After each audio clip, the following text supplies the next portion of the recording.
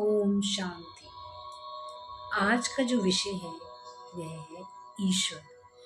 ईश्वर क्या है? ईश्वर का क्या अस्तित्व है? मैं अपने जीवन में जो मैंने समझा है उतना आप लोगों के समक्ष बताऊंगी कि ईश्वर का क्या अस्तित्व है।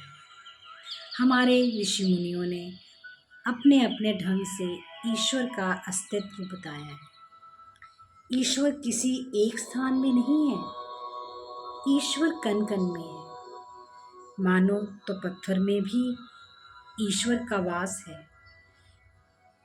ईश्वर कण कण में, धरती में, पाताल में, आकाश में, एक स्थान पे नहीं है। ईश्वर कण कण में है। हर मनुष्य में ईश्वर का अंश है।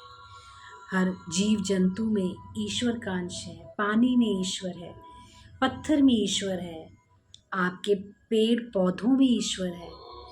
हमें ईश्वर, हम सब प्रभु की संतान हैं। हम ईश्वर का ही अंश हैं और उसमें ही हम लीन हो जाएंगे। हमें सोचना चाहिए कि अगर हम किसी की आत्मा को दुखी करते हैं तो सोचें कि वो ईश्वर को दुखी कर रहे हैं। जैसे हम किसी को अपशब्द बोलते हैं तो लगता है कि हमने किसी को अपशब्द बोले तो आपने तो बोल दिए, तो अगले की आत्मा दुखी होगी। तो इसका है कि इसका अर्थ क्या है कि आपने ईश्वर को दुखी किया। किसी को अपशब्द ना बोलें, किसी से झूठ ना बोलें। ये ईश्वर की प्राप्ति कैसे होगी? ये जो हमारे अवगुण हैं, ईर्ष्या, द्वेष, इनको त्याग कर ही हम ईश्वर तक पहुंच पाएंगे। ईश्वर प्रसन्न कैसे होंगे? ईश्वर आपसे, आपके मंदिरों में जाके आप पूजा कर लेंगे और मन में कपट रखेंगे, ईश्वर प्रसन्न नहीं होंगे। चाहे आप मंदिर ना जाएं पर अपना व्यवहार अच्छा रखें, मनुष्य से प्यार करें, घृणा ना करें किसी से। मनुष्य से उससे सोचें कि इसके अंदर प्रभु है। अतिथि देवो भव। कोई अतिथि है, सोचो कि आपके घर में ईश्वर ने, कोई गाय आए, कोई पक्षी आ जाए कोई, तो सोचो कि आपके घर में ईश्वर ने भेजा है, ईश्वर ने आपको चुना है कि इसको खिलाया जाए। हमें ईश्वर तक पहुंचने के, प्रसन्न करने तक, ईश्वर को प्रसन्न करने के लिए मार्ग हैं। ईश्वर आपको हर टाइम एक मौका देता है। अब बताओ, हर मार्ग देता है कि अब बताइए कि क्या करती है। उसी के आधार पर हमारा कर्म निर्धारित होता है।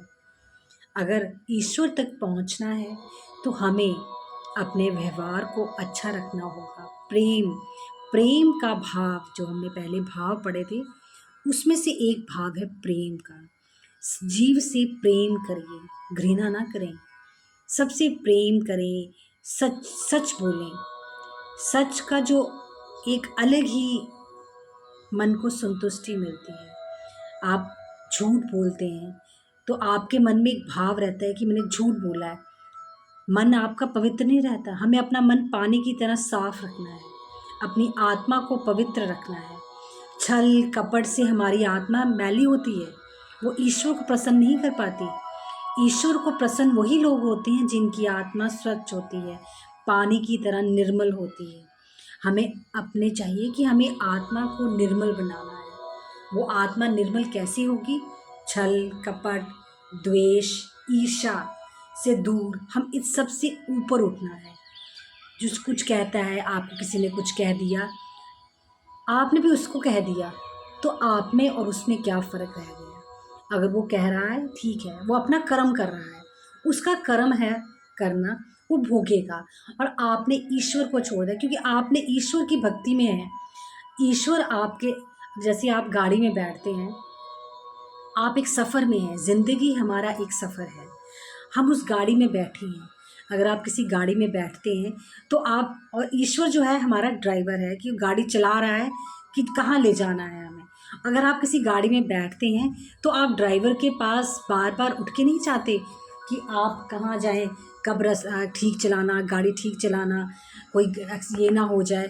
तो ये जो है, ये ईश्वर का एक मार्ग है कि आपको बताता है कि नहीं, हम ठीक चल रहे हैं।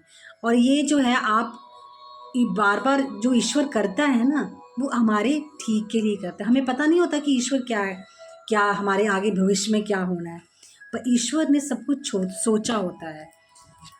आपको चाहिए कि ईश्वर पर पूरा विश्वास करें और उस पर विश्वास करते हुए अपना विश्वास करते हुए ईश्वर जो करता है हमारे लिए ठीक ही करता है, कि प्रभु जो है हमारा परमेश्वर है और प्रभु जो करता है वो ठीक करता है। और हमारे भविष्य में जो भी होता है ईश्वर की इच्छा से ही होता है।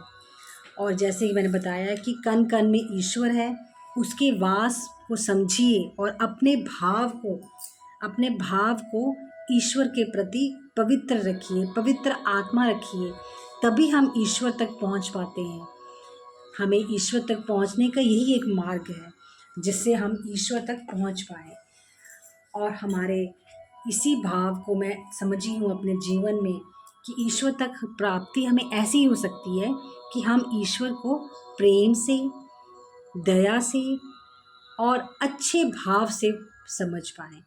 वरना ईश्वर जो है हमें, आप द्वेष रखो, ईर्ष्या रखो और मुँह से अच्छे मीठे बनो, तब ईश्वर की प्राप्ति नहीं होगी। आप कितने मर्जी पूजा व्रत रख लीजिए, जो मर्जी कर लीजिए, ईश्वर प्राप्त नहीं होगा। ईश्वर प्रसन्न तभी होगा जब आप मनुष्य से प्यार करेंगे, कि जीव से प्यार करेंगे, क्योंकि समझेंगे कि हर जीव में एक आत्मा है जो ईश्वर का अंश है। उसको समझेंगे तभी हमें ईश्वर की प्राप्ति होगी। इसी के साथ अगर ठीक लगा हो तो आप सुनिएगा, वरना रहने दीजिएगा। धन्यवाद। ओम शांति।